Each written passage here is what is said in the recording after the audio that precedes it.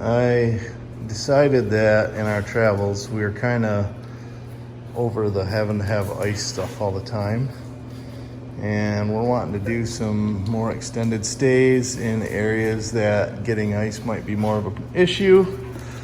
So we decided to order up one of these refrigerators off of eBay. It's the Joy Tutus, I guess is how I would say it, brand. And so this is kind of my unboxing.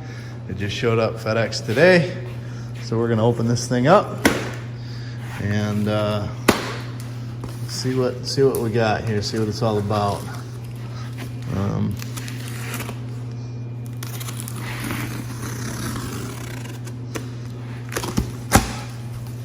We've borrowed in the past a friend's, which was like I believe they call it a 30 quart, and it just didn't seem like quite enough.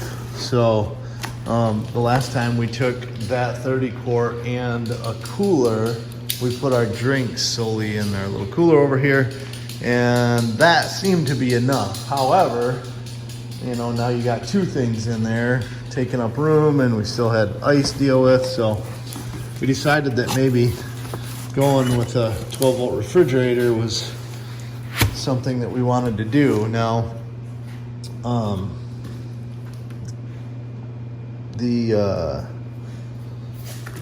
you know, obviously there's many brands out there, and some of those brands cost lots and lots of money. We are not full-timers by any means. This is something that we get to probably use and enjoy a good 6 to 8 times a year. So we decided that spending $300 was much more within the realm of reason for us than spending, you know, some of them are, you know, over $1,000, even up into the $1,400-$1,500 range for one. So that just wasn't in our cards. So let's get this thing out of here. Okay, so I just peeled the sticker off that was on the lid here, and it says, the refrigerator may be inverted during the delivery process. To ensure proper operation, please keep the refrigerator standing upright for 12 hours before using it. So I guess we'll just have to wait and plug it in tomorrow. But this is it. Just set it up on this other thing so you can take a look at it. But it, yeah, I don't know. It just looks like a taller version of the one I've borrowed from. I believe that one was a Black Forest that my friend has. So, but it's got a little how-to on it. Switches here, how to use it. And so let's see what's inside.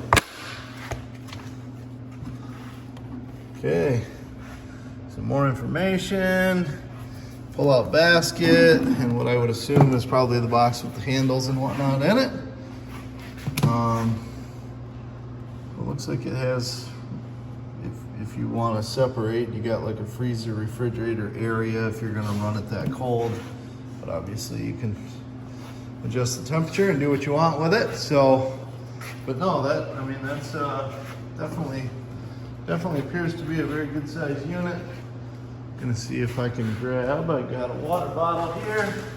Kind of your basic, you know, Costco Kirkland water bottle, 16 ounce.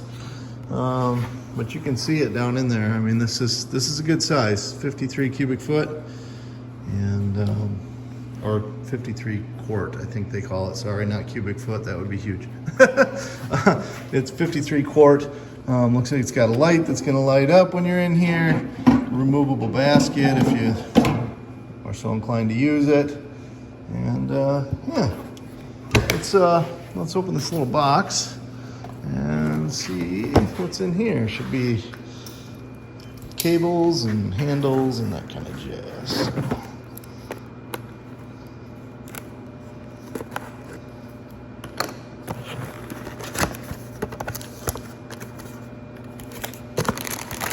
Here we go. We got the cigarette lighter adapter cable. And handle hardware. And this must be the, yeah, this is the AC adapter cable. So, and there's a book in here. Car refrigerator with compressor. So this is the user's manual for this. Yeah, so I don't know. All in all, it seems to be, looks pretty complete. I'll get the handles mounted up to it and we'll plug it in. And hopefully we're gonna get to use it this weekend. We'll see how it goes. So mounting the handles up is pretty easy. There's just these screws, and then you mount the bracket on. Mount the left bracket on first. You slide the pipe into the bracket, which has, there's like little, I don't know, there's little marks in there anyway, so the pipe lines up with. So just line those up, line the screws up, and screw them back in. And then once you get the screws in, it came with these little rubber plug deals that cover the screw holes back up. They just kind of push in there and give it a finished look, I guess. So as I was looking at the book and looking at the unit itself a little more here, it appears that this fridge even has the low voltage shutoff protection. So if you're running it on, running it off the cigarette lighter in your vehicle, you can turn this so that it'll automatically shut off if your car battery gets below, a certain voltage. So if it gets down to 11.3 volts, it'll shut the fridge off, or 10 volts, or 9.6. So, leave you a little bit of cranking power there to get your car started back up. Just kind of another neat feature that I didn't realize it even had when I ordered it up. So I am anxious to plug this thing in and see how long it takes to drop in temperature. So, but for now, we wait. Okay, so this is the overnight test, I guess we'll call it. I plugged the fridge in at about 11:30 p.m. last night, approximately 12 hours, or just shy of 12 hours after it had been delivered to my home, sitting upright, so that I knew it had been upright for at least 12 hours, or really, really close to it.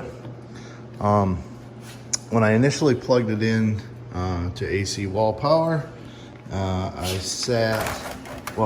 initially when I plugged it in, the snowflake light was blinking for over a minute. I don't know if some sort of a startup sequence or what, first time power up, I'm not sure.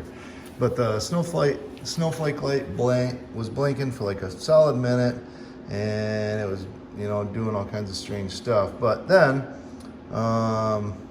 after a minute or so, it did finally allow me to press and hold the power button for 3 seconds, which is what it says to do to power it up. And then I was able to make changes to temperature and the eco or max settings. So it lights up white or green, and it doesn't really seem to light up.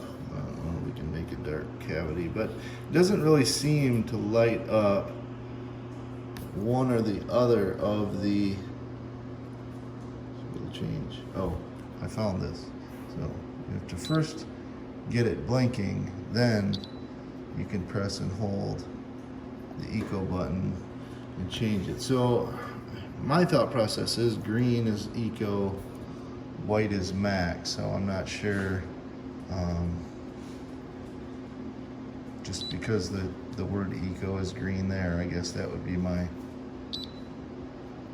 so that's how I found change it from eco to max. Now, I did set the temperature, the interior temperature. I have it set for a desired temp of 38. However, I don't know if that's Celsius or Fahrenheit, to be honest with you. And I totally just thought of that. which is a little like, oh, gee whiz, it's not down to temperature. Now, when I did put stuff in there last night, the 2 cans of pop and the 2 Gatorades were cold. The 8 waters were not. And I will say that they all feel like they're the same temperature now. So it did, regulate the temperature evenly between all of them. However, it's not down to the desired temp, even after being plugged in for, well, it's 8 o'clock in the morning now. So, it's been plugged in for about 8 hours. So, I guess I would just say that if you're gonna load it up, you probably want to load it up with stuff that is already cold or cool. So bringing stuff down to temperature is probably not its strong suit. But we're about to head out on an adventure. We're going to Silver Lake Sand Dunes today, and then we are going on to a friend's wedding. So we're camping overnight tonight, and then we're coming home tomorrow. So we're just gonna load it up with beverages and sandwich stuff and whatnot, and for our weekend getaway, and we'll see how it does. But yeah, I should probably figure out that temperature thing. Okay, so playing with the temperature thing, in order to change the reading from Fahrenheit to Celsius, you press and hold the plus and minus buttons both at the same time, which I'm going to do now. It seems to be a little sensitive here. There we go. Oh, I must have hit one before the other. But obviously this is in Celsius because it's not 5 degrees in there. My pop and water would be frozen solid. So seeing if I can get it to switch back to Fahrenheit so that I can read it in English.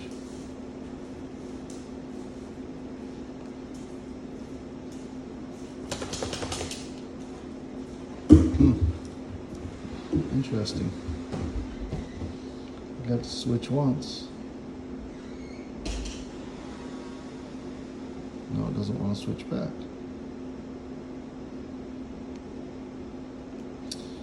Great.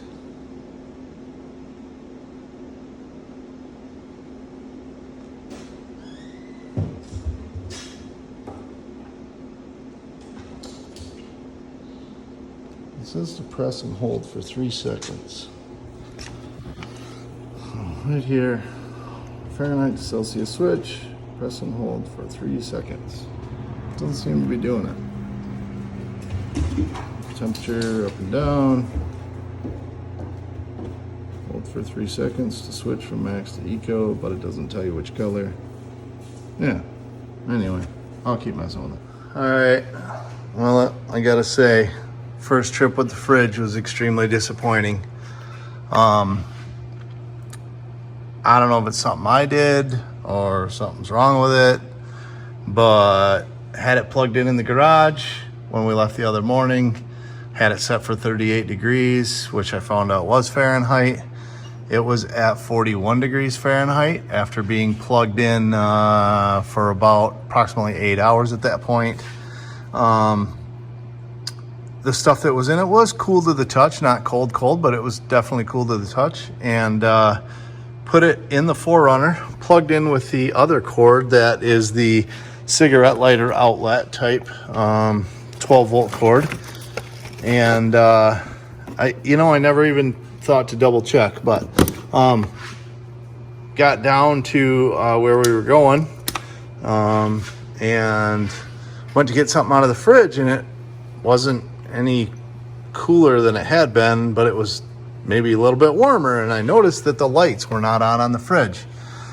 And so I thought maybe it was something with the 4Runner, so I checked the fuses for the 4Runner for the outlet, and the fuses were good. And then I actually brought a adapter for charging your phone back here that has an LED light in it. I plugged it in, and my light on my charger did light up, so I know I have power to my cigarette lighter my cigarette lighter outlet or 12-volt power outlet back here.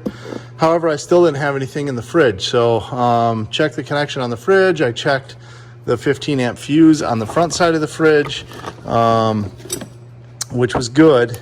So I don't know what's going on, a little disappointed, but I am going to plug it back into the wall right now using the AC power adapter that came with it. And let's see if it lights back up.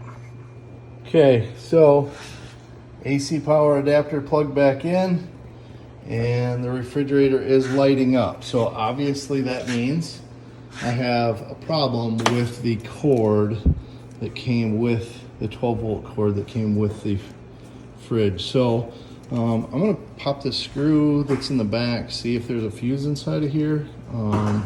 Also plug it back in, you know, just verify that I, in fact, don't have power coming out there. Maybe I do, and maybe the plug just doesn't, you know, fit tight into the fridge. I don't know, but happy to report that at least it does appear the fridge is working when it has power. You just got to figure out why this cord is not giving it the power that it wants. All right, so good news on the fridge. Plugged it in, it is working. It's dropping temperature pretty rapidly from earlier when I first plugged it in. And after doing some testing, using my power probe in the back of the 4Runner, verified again that we do in fact have, even just a key on without the vehicle running, we have 12.3 volts at that power outlet in the back. Took this adapter apart. There is in fact a fuse in there. However, the fuse was good, but the ground wire where they soldered it to, you know, these little ground contact points, these Y together into a single lug in the back, and then they've soldered the grounding wire to that. The solder joint just sucked. It was broken, so the ground circuit was not being completed, therefore not getting power to the fridge. So I'm going to solder that up and we'll retest, but I think we got the mystery solved. So I'll update again later, you know, but judging by what I'm seeing here, again, you know, with it plugged into to AC power, it seems to be, you know, working great. Temperature's dropping rapidly, and you know, yeah, our stuff's cooling right down in there. So, so that's good. The fridge does work. Simply a power issue. You know, unfortunately, it was their plug, but whatever. You know, I guess I'm fortunate enough to have the knowledge and the equipment to fix it. So we'll fix it, and hopefully that'll be that. Thanks for watching.